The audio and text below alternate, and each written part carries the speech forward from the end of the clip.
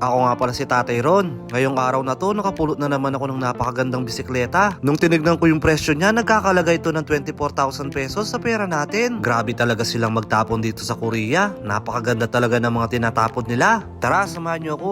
Ipapakita ko sa inyo kung gaano pa kaganda yung mga basurang tinatapon nila. Bali kaninang umaga nga pala yung nakapulot dyan yung kasama naming Chinese. Nakita ko yung mga kasama ko sa trabaho, tinitignan nila yung napakagandang bisikletang ito. Dali-dali kong tinanong kung sinong nakapulot sa bisikletang yan. Ang sabi nga ng mga kasama kong Pilipino, si Yong Lim daw yung nakapulot. Bali mas nauna nga pala siyang nagtrabaho sa amin dito. Sa pagkakaalam ko, 3 taon na siya dito sa kumpanyang ito, mga kabasura. Bali ang sira nga lang daw pala ng bisikletang yan ay naputol lang daw yung kanyang kadena. Kaya ang sabi niya sa amin, gagawin niya daw mamaya para magamit na niya at iuwi niya na daw sa kanilang bahay. Grabe, napakaswerte niya. Biruin mo, napakamahal pala ng bisikletang yan. Pero alam niyo ba, napakabait ng mga kasama kong yan, mga kabasura. Kasi pagkatapos ng lunch namin, biniro ko lang siya. Ang sabi ko sa kanya, kung pwede ba sa akin na lang yung bisikletang napulot niya. Grabe, hindi man lang siya nagdalawang isip. Sabi niya sa akin, sige, kunin mo na. Kaya nga nung sinabi niya sa akin na kunin ko na daw yung bisikletang napulot niya, naghanap kagad ako ng bisikletang sira na. Kukunin ko kasi yung lock ng kadenang niyan para ilalagay ko dun sa bisikletang napulot niya. Break time nga pala namin dyan, kaya yan, susubukan ko siyang ayusin. Baka sakaling mamaya magagamit ko na. Tinatak ko nga yung bisikletang yan dito sa malilim. Dito ko kasi yan gagawin sa malilim para hindi masyadong mainit at para hindi ako masyadong pagpapawisin, mga kabasura. Madadagdagan na naman yung mga service ko kapag nagawa ko yung bisikletang ito.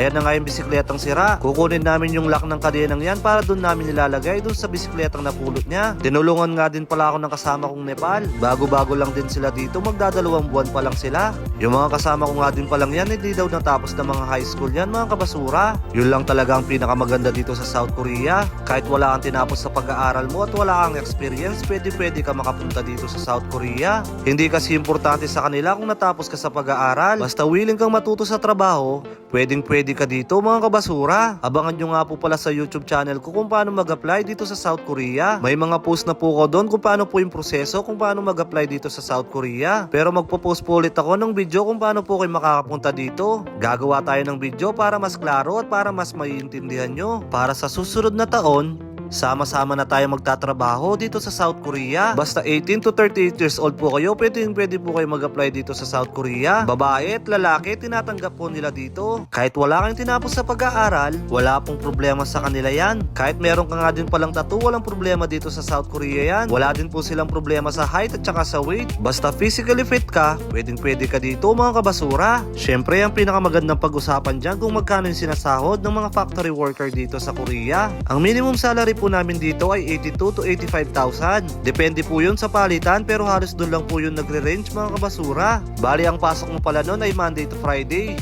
Wala pong overtime yun, mga kabasura. At kung nakatsyempo ka naman na malakas yung kumpanya na napasukan mo, possible mong sahurin yung 100,000 to 150,000 pesos. Amazing, di ba? Basta abangan nyo po sa YouTube channel ko. Ilalabas po natin doon kung paano po yung proseso para makapunta po kayo dito sa South Korea. Tutulungan ko po kayo kung paano po kayo makakapag-Korea. Hanggang ngayon nga, hindi nga ako makapaniwala na 8 months na ako dito.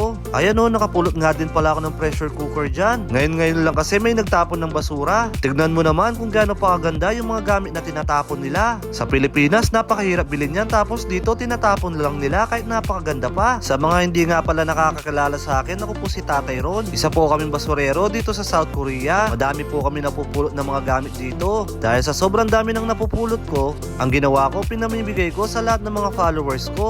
Bali bumubunot po ako sa mga nagko-comment at nagsishare ng aking mga video. Ilang beses na rin po ako nakapamigay ng mga laptop, mga pamingwit, skateboard, pati na din yung mga gitara. Basta marami pa kasi sobrang dami ng napupulot ko dito. Tignan nyo na lang po yung mga iba kong video kung gaano po kaganda yung mga napupulot ko. Basta lagi nyo pong tatandaan na, ni piso po hindi ko po kayo sisingilin sa lahat po ng mga pinamimigay ko. Lahat po yan matatanggap nyo ng libre. Ipapadala ko pa sa mismong bahay nyo. May katagalan nga lang pong matanggap kasi manggagaling pa yan sa South Korea. Medyo matagal po kasi yung biyahe galing dito kasi pinapasikargo lang natin yan, mga kabasura. Dito finally natapos ko na din ayusin yung bisikleta. Iuwi ko na to mamaya. Naku, napakaganda pa talagang gamitin, mga kabasura. Ayan nga pala yung kumpanya namin sa basurahan. Yung kumpanya palang napasukan ko, ito pala yung pinakamalaking basurahan dito sa Jeju Island. Kaya lahat talaga ng mga basura tinatapon nila sa amin na talaga napupunta. Ayan nga yung truck na to, kakagaling lang nagtapon ng basura. Yung tinutungtungan ko palang yan, dyan pala pala sila nagpapakilo para malaman kung gaano kabigat yung tinapon nilang basura. Ang basura kasi dito sa Korea, kapag tinapon mo, babayaran mo yan mga kabasura. Grabe, napakaganda talaga ng bisikletang ito. Oh. Ayun nga pala si Tropang Ernitz, kasama namin yan sa trabaho. Kanina nga pauwi na kami, ito yung tropa ko, nakapulot siya ng microwave. Pilipino din pala yan, si Tropang Jomar yan mga kabasura. Bali ang naging trabaho niya pala dito, nagdadrive siya ng Poco rin, o yung tinatawag na backhoe dyan sa Pilipinas. Talented kasi ang taong to. Marunong kagad siya ng magmaneho ng bako, kaya nagulat yung amo namin. Ayan nga yung napulot niya, oh, gumagana, napakaganda mga kabasura. Puto masilap yun. Buksan mo na pre. Ayan o, umiilaw na o. Dudurot siya. Ganda o. Ay, madudurot. Paano iikot pre? Hindi nakakumagi. Papagin mo. Ayan, ginit. Ganda o. Ayan o. Ikot yan pre. Ayan. Ayos na. Sige, sarado mo.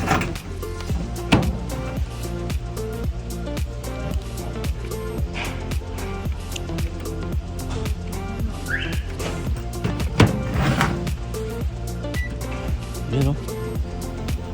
Nakikot o. Uy! Yan o. Saan ba? Dito ba? Yan o, umikot o.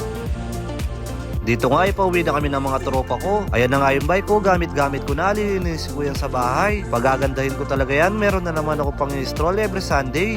Ayan na nga si Tropang Joe Maru, dala-dala niya din yung microwave na napulot niya. Si Tropang Ernest naman may napulot na pamingwit. Sa second floor nga pala yung bahay namin dito. Libre lang din pala yung tirahan namin dito, si amo na yung nagbabayad. Tapos napakaganda pa ng bahay na binigay niya sa amin. Biruin mo, kahit basurelo lang kami, naka-elevator kami mga kabasura. Ganun kagalante ang amo namin. Papasok ko muna sa bahay ngayon yan para mamaya lilinisin ko sa banyo namin. Bali 5 Pilipino nga pala kaming sama-sama dito sa bahay na to. At nung nalinis ko na nga yung bisikleta, eto napakaganda niya. Grabe no?